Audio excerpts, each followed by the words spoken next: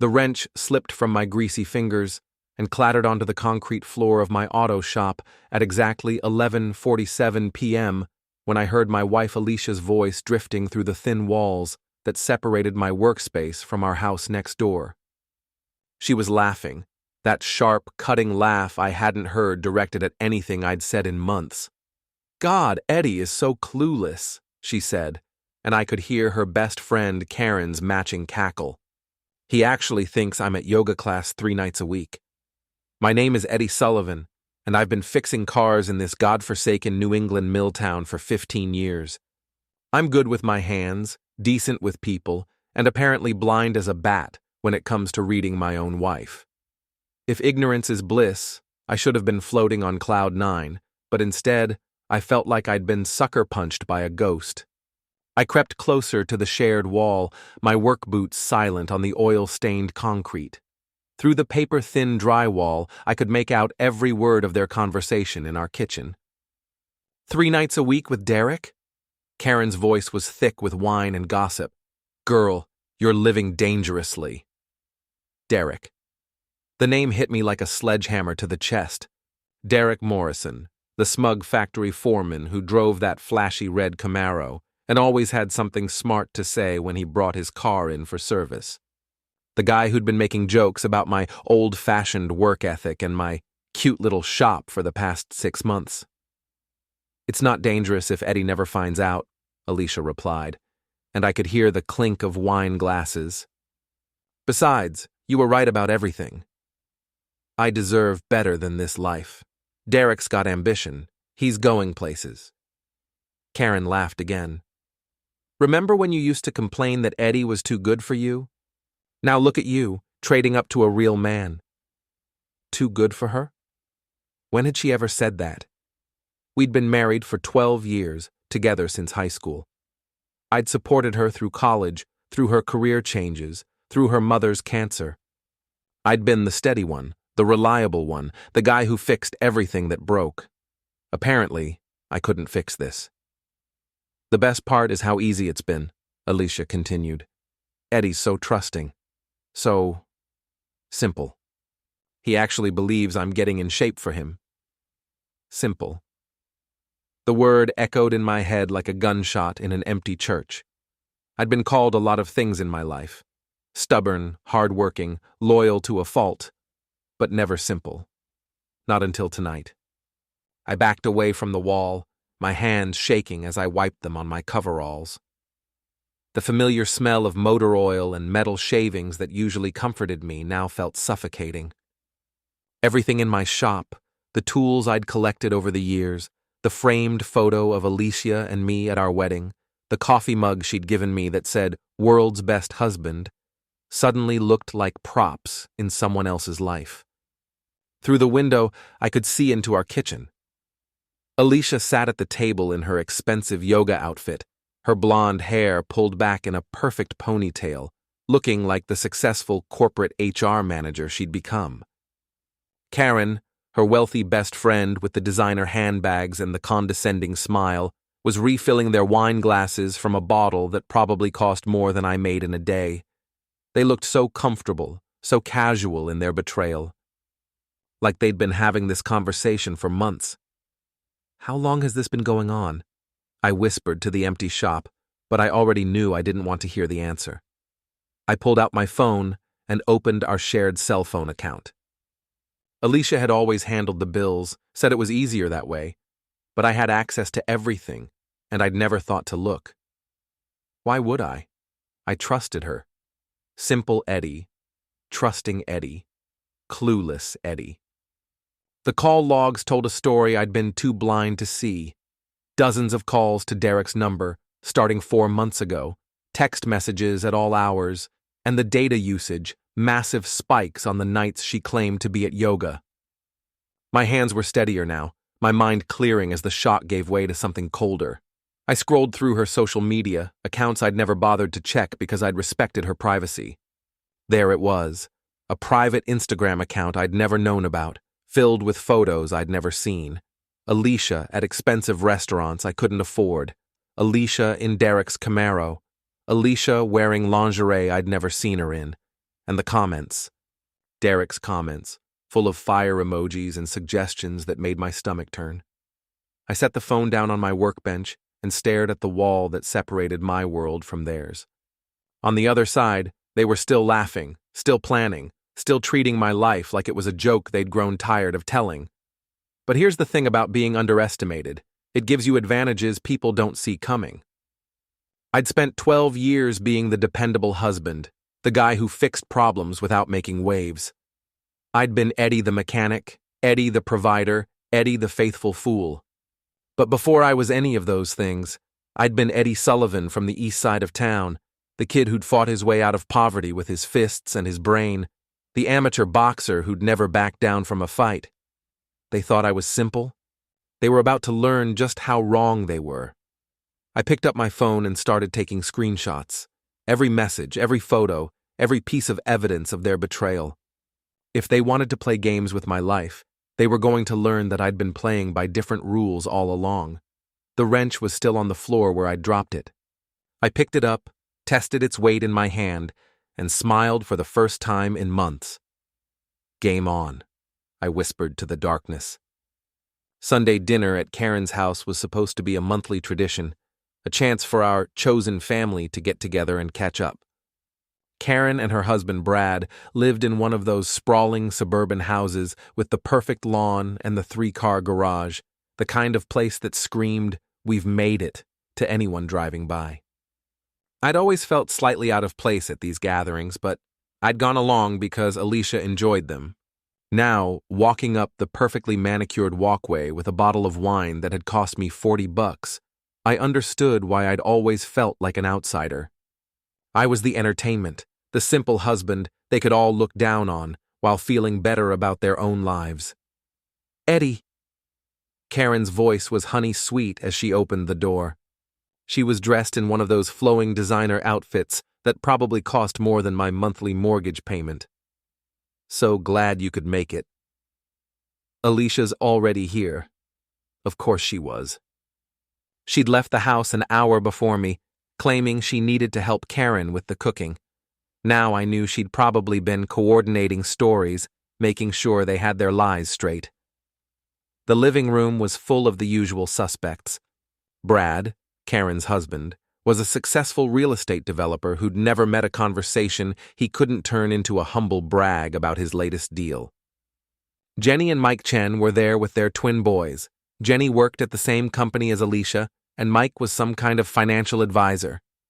And sitting in my usual spot on the couch, looking perfectly at home, was Derek Morrison. "Hey, Eddie," Derek said, standing up to shake my hand. His grip was firm, his smile confident. He was wearing khakis and a polo shirt that showed off his gym-built physique, looking like he'd stepped out of a catalog for successful middle-aged men. "Good to see you, buddy." Buddy. The word made my teeth ache. "Derek," I replied, keeping my voice neutral. "Didn't know you were coming to family dinner." "Oh, didn't Alicia tell you?" Karen's voice had that fake, surprised tone that women use when they're stirring up drama. "Derek's been joining us for a few weeks now. He's such great company." Alicia appeared from the kitchen carrying a salad bowl, looking gorgeous in a dress I'd never seen before. "Hi, honey," she said, giving me a quick kiss on the cheek that felt like a performance for the audience. Derek's been helping Brad with some business stuff. It made sense to include him. Business stuff, right? I looked around the room at these people I'd considered friends for years and realized they were all in on it. They all knew what was happening, and they were all perfectly comfortable watching it play out in front of me. "That's great," I said, settling into the only empty chair, which happened to be directly across from Derek. Always nice to have new family members. The conversation flowed around me like I wasn't there. Derek held court, telling stories about his promotion at the factory, his new car, his weekend trip to Boston. Everyone hung on his words like he was dispensing wisdom from on high. Meanwhile, I was the husband in the corner, nursing a beer and watching my wife's face light up every time her lover spoke. "Eddie, you're quiet tonight," Jenny said during a lull in Derek's monologue. "Everything okay at the shop?" "Business is good," I replied. Steady customers, honest work, nothing glamorous, but it pays the bills. That's so admirable, Derek said, and I could hear the condescension dripping from every word. Not everyone needs to aim high, you know? The world needs people who are content with simple lives. There was that word again, simple. You're absolutely right, I said, raising my beer in a mock toast. Here's to knowing your place in the world. Derek raised his wine glass, completely missing the edge in my voice. Exactly. To knowing your place. The toast felt like a declaration of war. Dinner was worse. Karen had gone all out with a spread that looked like something from a cooking magazine. Derek sat next to Alicia, and I watched them throughout the meal. The casual touches, the shared glances, the way she laughed at his jokes like they were the funniest things she'd ever heard. So Derek, I said as Karen was clearing the main course, how long have you been coming to these family dinners? About 3 months now, he replied without missing a beat. Karen and Brad have been incredibly welcoming. 3 months. Right around the time the phone calls had started. It's wonderful having someone new to talk to, Alicia chimed in. Derek has such interesting perspectives on things. I bet he does, I said. What kind of perspectives, honey? The table went quiet. I could feel everyone's eyes on me, waiting to see if the simple husband was going to make a scene. Well, Derek said, leaning back in his chair like he owned the place, I was just telling Alicia that I think people in this town don't dream big enough. They get comfortable with mediocrity and never push themselves to achieve more. Mediocrity, I repeated. That's an interesting word choice. Eddie, Alicia's voice carried a warning. Derek didn't mean anything by it. Of course not, I said. I'm sure Derek would never say anything he didn't mean. He seems like a very direct person. Derek's smile faltered slightly. I believe in honesty, yes. Honesty, I nodded. That's important in any relationship, isn't it? Being able to trust the people closest to you. The silence stretched until Karen jumped up from her chair. Who wants dessert? I made that chocolate cake everyone loves. As she bustled around serving cake, I caught Derek watching me with new interest. The lazy confidence was still there, but underneath it, I could see him trying to figure out how much I knew. Good. Let him wonder. This has been lovely, I said as we were finishing dessert, but I should head home. Early day tomorrow. I'll come with you, Alicia said quickly. No need, I replied, standing up. Stay and enjoy yourself. You're having such a good time. I made my rounds, shaking hands and hugging people who'd been lying to my face for months. When I got to Derek, I gripped his hand just a little too tight and held it just a little too long. Great meeting you, Derek, I said. I have a feeling we're going to be seeing a lot more of each other. His smile was uncertain now. Looking forward to it, Eddie. As I walked to my truck, I could feel them all watching me through the window. Let them wonder what I was thinking. Let them worry about what I might do next. They thought they were playing chess while I was playing checkers. They were about to learn that I'd been playing a completely different game all along. 2 weeks after the dinner party, I was under the hood of Mrs. Patterson's ancient Buick when I heard the familiar rumble of Derek's Camaro pulling into my shop. Through the gap between the hood and the engine block, I watched him climb out of his flashy red car, adjusting his factory supervisor uniform like he was preparing for a business meeting. Afternoon, Eddie, he called out, his voice carrying that same condescending friendliness he'd used at dinner. Got a minute to talk? I straightened up, wiping my hands on a rag that had seen better days. Sure thing, Derek. What can I do for you? He looked around the shop, taking in the organized chaos of tools, parts, and half-finished projects. His expression was the same one people get when they're visiting a museum exhibit about how people used to live. Nice place you got here, he said. Very authentic. 23 years of authentic, I replied. Built it from nothing. What's on your mind? Derek shoved his hands in his pockets and rocked back on his heels. Look, Eddie, I'm going to be straight with you. Man to man. Here it comes, I thought. The big confession. The moment where he tells me he's stealing my wife and expects me to just roll over and take it like the simple, trusting fool they all think I am. I appreciate straight talk, I said. The thing is, Derek continued, I think there might be some tension between us, and I want to clear the air. I know my joining the dinner group was kind of sudden, and maybe you feel like I'm stepping on your territory. Territory. Like my life was a piece of land he was considering buying. Go on, I said. I want you to know that I respect what you and Alicia have built together. But I also think you should know that she's not happy, Eddie. She hasn't been for a while. The audacity of it took my breath away. He was standing in my shop, surrounded by everything I'd worked for, telling me that my wife was unhappy, like it was breaking news. Is that right? I asked.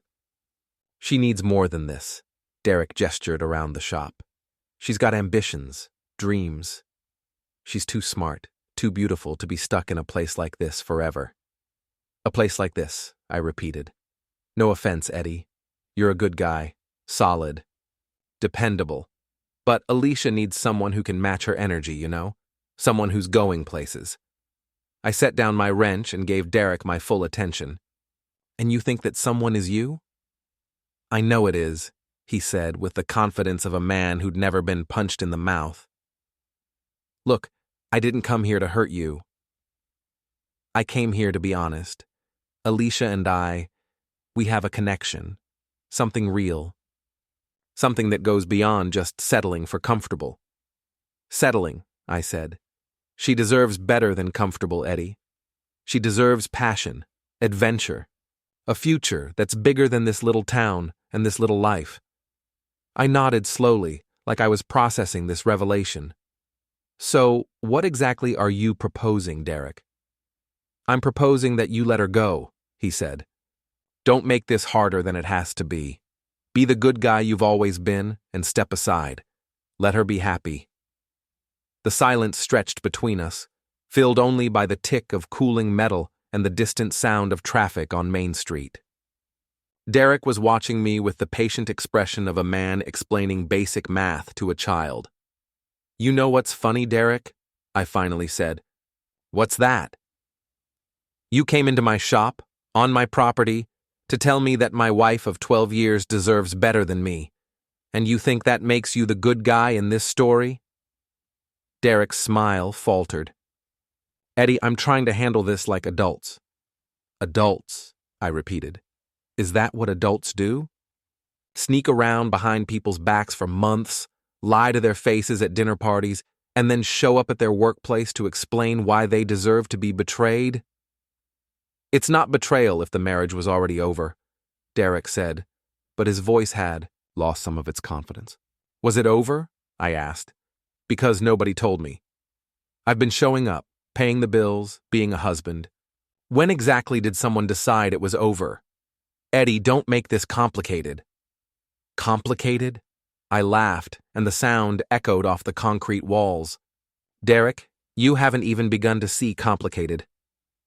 I walked over to my toolbox and pulled out a tire iron.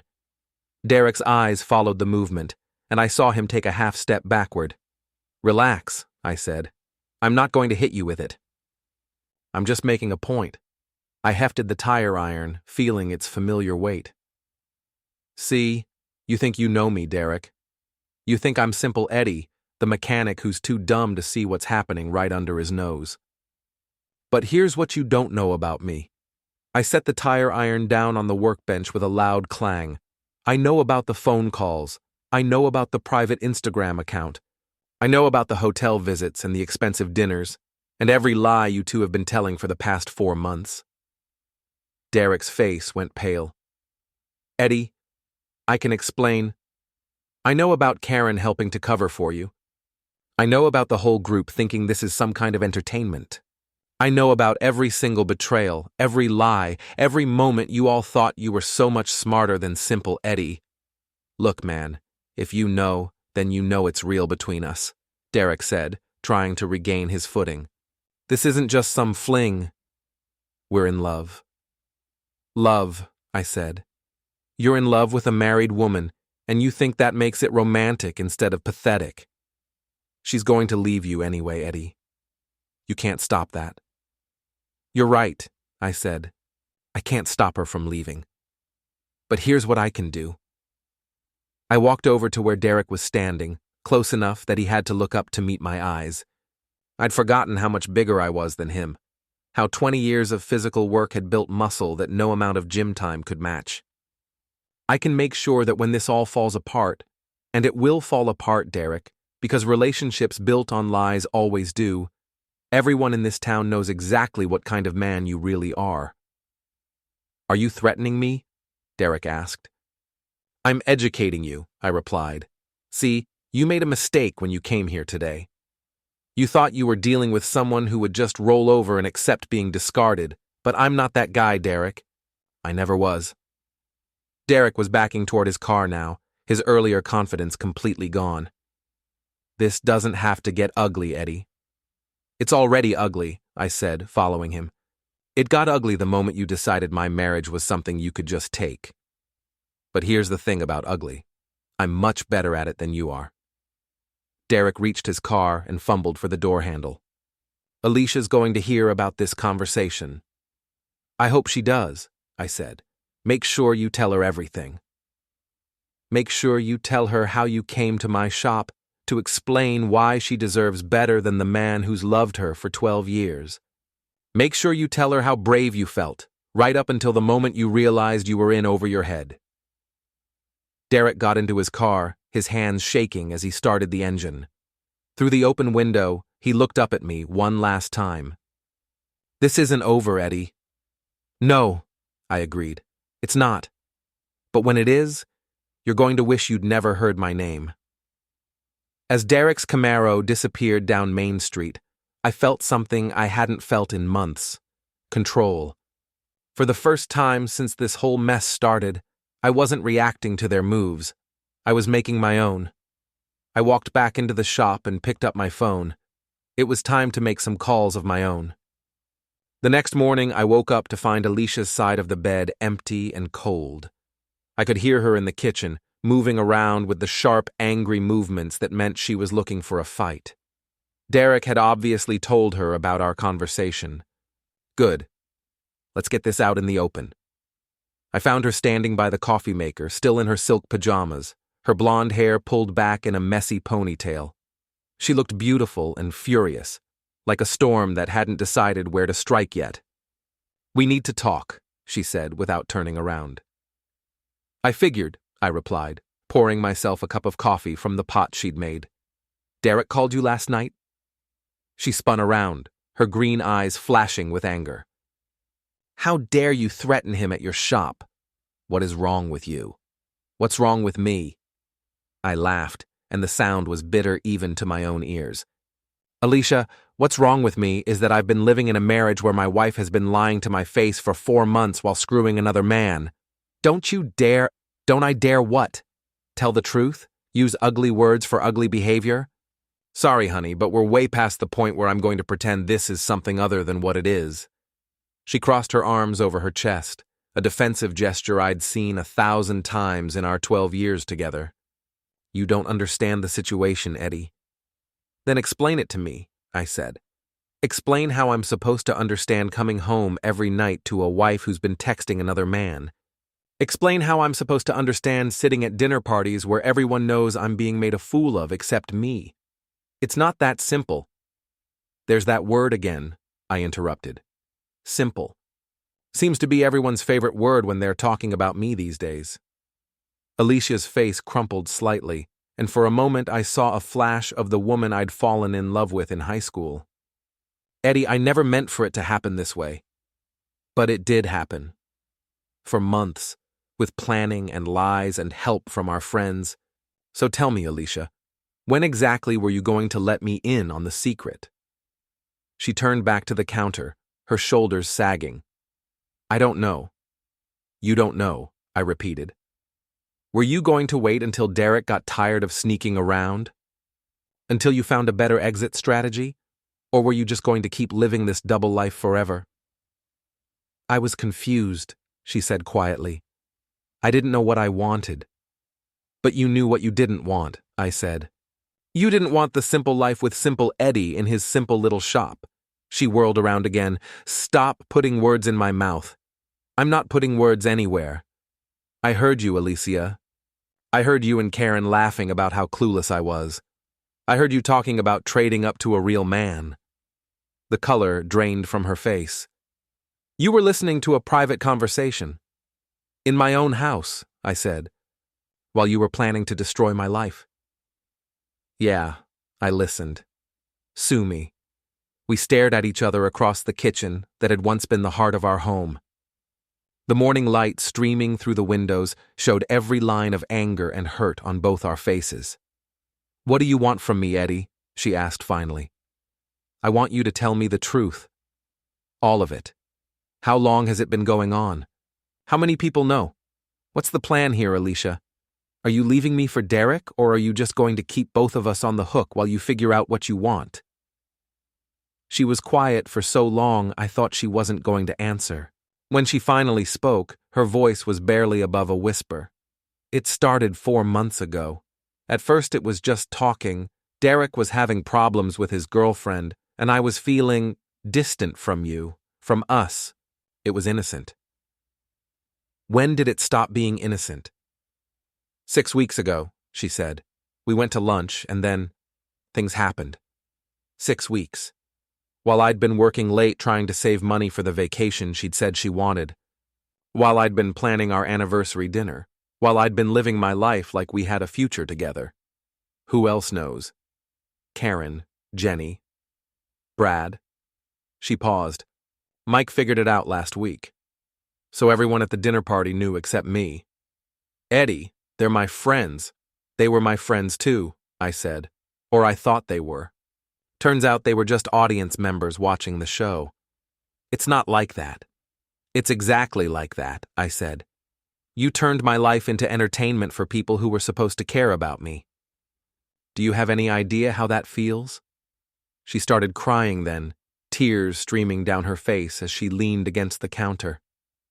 I'm sorry. I'm so sorry, Eddie. I never wanted to hurt you. But you did hurt me, I said. Every day for 4 months you hurt me. Every lie, every fake smile, every time you came home from being with him and pretended to be my wife, you hurt me. I know. She sobbed. I know, and I hate myself for it. Do you love him? The question hung in the air between us like a blade.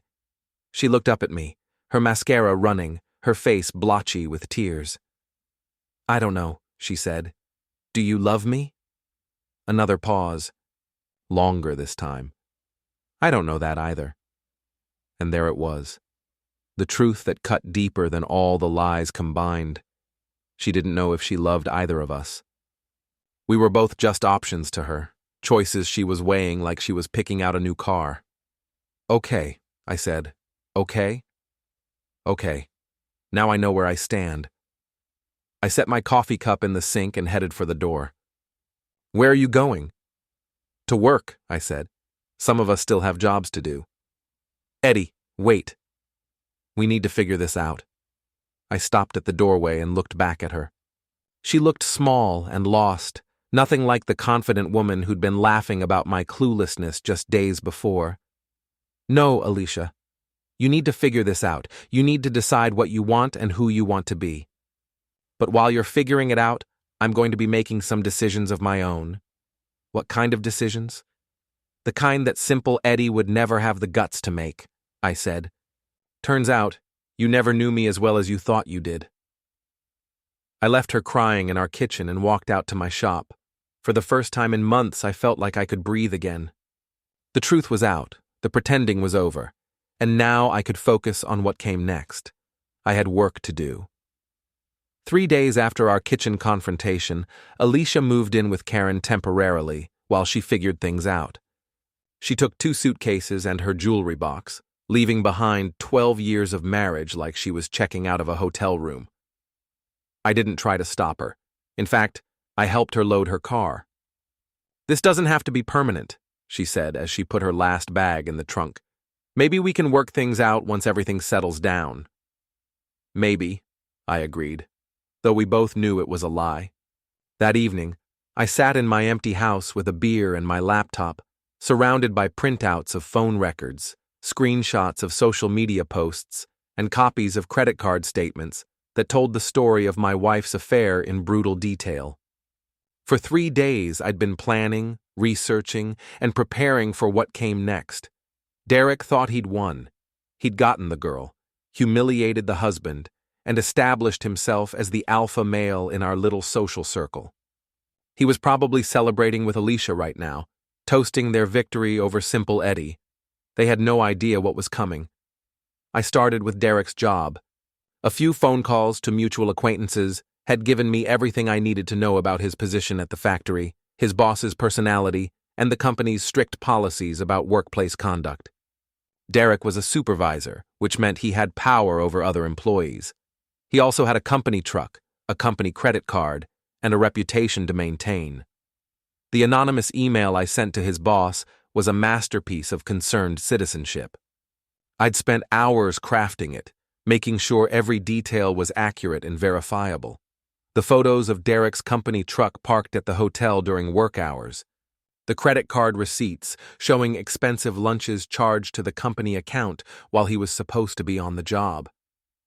The documentation of his inappropriate relationship with a married woman, which could potentially expose the company to harassment lawsuits. I sent it on a Thursday morning and waited. By Friday afternoon, Derek's Camaro was sitting in my parking lot again, but this time he wasn't coming to deliver ultimatums. He stormed into my shop like a man on fire, his face red with rage. "You got me suspended." I looked up from the engine I was working on, my expression carefully neutral. "I'm sorry to hear that, Derek." "What happened?" "Don't play dumb with me. I know it was you who sent those emails to my boss." "What emails?" I asked. "The ones with the photos and the receipts and all that other bullshit. They put me on administrative leave pending an investigation." I set down my wrench and wiped my hands on a rag. "Sounds serious. What kind of investigation?" "You know damn well what kind," Derek spat. "They're looking into whether I've been misusing company resources, whether I've been conducting personal business on company time." "Have you been?" The question caught him off guard. He'd come in expecting to intimidate me, but instead I was asking him to explain his own behavior. "That's not the point," he said. "Actually, Derek, that's exactly the point. See, if you haven't been doing anything wrong, then you don't have anything to worry about. The investigation will clear you and you'll be back to work in no time." "You bastard," he said. "You're trying to destroy my life." "I'm not trying to destroy anything," I replied. "I'm just making sure the truth comes out." "Isn't that what you wanted? Honesty? No more secrets?" Derek's hands were clenched into fists, and for a moment I thought he might actually take a swing at me. I almost hoped he would. It would make what came next so much easier. "This isn't over," he said. "You're right," I agreed. "It's not." After Derek left, I made my second call. This one was to Jenny Chen, who worked in the same company as Alicia. Jenny and I had been friendly for years, and she'd always struck me as someone who valued honesty and loyalty. The fact that she'd known about the affair and said nothing had hurt more than I'd expected. "Eddie?" Jenny sounded surprised to hear from me. "How are you holding up?" "I've been better," I said. "Listen, Jenny, I was hoping you could help me understand something." "Of course. What is it?" "I'm trying to figure out the timeline of when everyone knew about Alicia and Derek. I know it's awkward, but I need to know who I can trust going forward." There was a long pause. "Eddie, I'm so sorry. I wanted to tell you, but Alicia made us all promise." "I'm not angry with you," I lied. "I just need to know the truth." "When did you find out?" "About 6 weeks ago," she said. "Karen told me at that dinner party you missed. The one where you had to work late. The dinner party I'd missed because I'd been trying to finish a big job to pay for the anniversary dinner Alicia had said she wanted. The irony was so perfect it almost made me laugh. Did everyone know? Everyone except Mike, and he figured it out pretty quickly. Eddie, we all felt terrible about it. We kept hoping Alicia would come to her senses or tell you herself. But nobody thought to tell me. Another pause. We didn't think it was our place. I see, I said. Well, I appreciate your honesty now. Eddie, for what it's worth, we all think Derek is a complete asshole. What Alicia did to you was wrong. Thank you for saying that, I said. It means more than you know. After I hung up, I sat in my kitchen and thought about friendship, loyalty, and the price of being seen as harmless. These people had watched my marriage fall apart and done nothing because they didn't think I deserved the truth. They'd felt bad about it, but not bad enough to actually do anything. Time to show them what doing nothing had cost them. The next morning, I drove to the community center where Karen volunteered as a board member for the local arts council. She was there for the monthly meeting, along with a dozen other prominent citizens who prided themselves on being the cultural backbone of our little town. I waited until the meeting was over, then approached her in the parking lot. Karen, I called out. Got a minute? She turned around, her face carefully composed. Eddie, how are you doing? I'm doing great, I said. Really great. I wanted to thank you. Thank me for taking such good care of Alicia during this difficult time. It must be hard, having your best friend's marriage fall apart in your guest room. Karen glanced around nervously. Several other board members were within earshot, loading into their cars and pretending not to listen. Eddie, maybe we should talk privately. Oh, this won't take long, I said, raising my voice just enough to make sure everyone could hear. I just wanted you to know that I don't blame you for any of this. I mean, when your best friend is having an affair, what are you supposed to do? Tell the husband? That would just be awkward for everyone. Eddie, please. I'm sure it was much better for everyone involved to just let it play out naturally. Let me keep making a fool of myself at dinner parties while everyone watched. That was definitely the classy way to handle it. Karen's face was bright red now. You're being unfair. Am I? I asked. Because I've been thinking about it a lot, and I'm trying to figure out what I did to deserve having my closest friends lie to my face for months. Was I a bad friend, Karen? Did I do something to make you think I didn't deserve the truth? It wasn't like that, she said, but her voice was weak. What was it like? I asked. Because from where I'm standing, it looks like you all decided I was too pathetic to handle the truth, so you just let me twist in the wind while you watched the show. By now, the other board members had stopped pretending not to listen. They were staring openly, their faces a mixture of shock and fascination. Karen was one of the most respected women in town, known for her charity work and her perfect family. This was probably the first time anyone had seen her on the defensive. I think you should go, Karen said. You're right, I agreed. I should go. I have a business to run. Some of us still have to work for a living instead of living off our husband's real estate money. I turned to leave, then stopped and looked back at her. Oh, and Karen? When Alicia gets tired of playing house with Derek and needs somewhere else to crash, you might want to think twice about taking her in again. I'd hate for your reputation to get dragged down with hers. I left her standing in the parking lot, surrounded by her fellow board members and their whispered conversations. By evening, half the town would know that Karen had been covering for an affair. By tomorrow, the other half would know too. That night, I got a call from Mike Chen. Eddie, what the hell are you doing? He asked without preamble. I'm not sure what you mean, Mike. I mean what you did to Karen today, and whatever you did to get Derek suspended. Jenny's upset, Karen's furious, and everyone's talking about you like you've lost your mind. Have I? I asked. I don't know. Have you? Let me ask you something, Mike. If someone was screwing your wife behind your back and all your friends knew about it but didn't tell you, what would you do? Mike was quiet for a long moment. I'd be pissed. Just pissed? Okay, I'd be furious.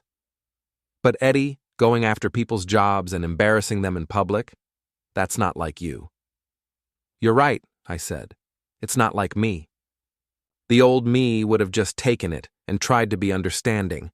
The old me would have worried about making waves and keeping everyone comfortable. But the old me was a fool, Mike. And I'm not him anymore. So what are you now? I thought about the question for a moment, looking around my empty house at the life I'd built that had turned out to be an illusion. "I'm someone who's tired of being underestimated," I said finally. "And I'm just getting started." The final phase of my revenge was the most public and the most devastating. It took place at the annual town festival, a weekend-long celebration that brought together everyone in our community. There would be food trucks, live music, craft booths, and a beer garden where everyone would gather to gossip and catch up on the latest drama. Perfect. I arrived early and set up a booth right in the center of the festival grounds. The sign read, "Eddie's Auto Repair, honest work, honest prices."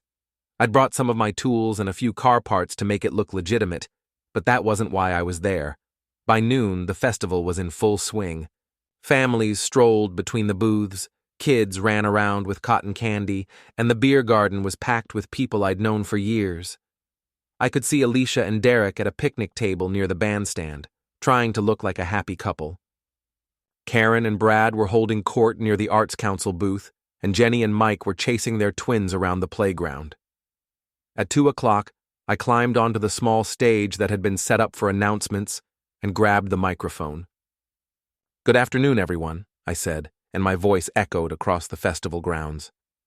"Sorry to interrupt the festivities, but I wanted to take a moment to thank some people." A crowd began to gather, curious about what the local mechanic had to say. I could see Alicia's face in the crowd, pale with sudden understanding of what was about to happen. "First, I want to thank my wife Alicia for teaching me that 12 years of marriage doesn't mean as much as I thought it did. It's been educational, watching her explore new relationships while still wearing her wedding ring." A gasp went up from the crowd. People started pulling out their phones, sensing that they were about to witness something spectacular. I also want to thank Derek Morrison, who taught me that there are men in this world who think other people's wives are just prizes to be won. Derek's currently on suspension from his job for misusing company resources, but I'm sure that's just a coincidence. Derek was pushing through the crowd now, his face twisted with rage, but several people blocked his path to the stage. And I want to thank my friends Karen, Jenny, Mike, and Brad for showing me what loyalty really means. They all knew about my wife's affair for months, but they decided I was too fragile to handle the truth. It's amazing how people can watch your life fall apart and still sleep at night. The crowd was buzzing now, a mixture of shock and excitement that comes from witnessing a public meltdown. But I wasn't melting down. I was in complete control. "See, everyone thought they knew Eddie Sullivan," I continued. "Simple Eddie. Trusting Eddie. Eddie who would just take whatever life handed him and never fight back. Well, I've got news for you all." I paused, looking out at the sea of faces staring up at me. Alicia was crying. Derek was being held back by two men I didn't recognize. Karen looked like she wanted to disappear into the ground. "I'm not that Eddie anymore," I said. "I'm the Eddie who fights back. I'm the Eddie who makes sure that when people betray him, there are consequences. I'm the Eddie who doesn't just roll over and die when his life gets stolen from him." I set the microphone back on its stand and walked off the stage. The crowd parted in front of me like I was radioactive. Behind me, I could hear the chaos starting, arguments breaking out, people taking sides, the whole social structure of our little town shifting in real time. I walked to my truck and drove home, leaving behind the wreckage of my old life and the people who had helped destroy it. That night, sitting in my kitchen with a beer and the satisfaction of a job well done, I finally felt like myself again. Not the simple Eddie they'd all underestimated, but the real Eddie, the one who'd been hiding underneath all those years of being dependable and trustworthy and easy to ignore. They'd wanted a villain? I'd given them one they'd never forget. And for the first time in months, I was smiling, smiling, smiling, smiling, smiling, smiling, smiling, smiling.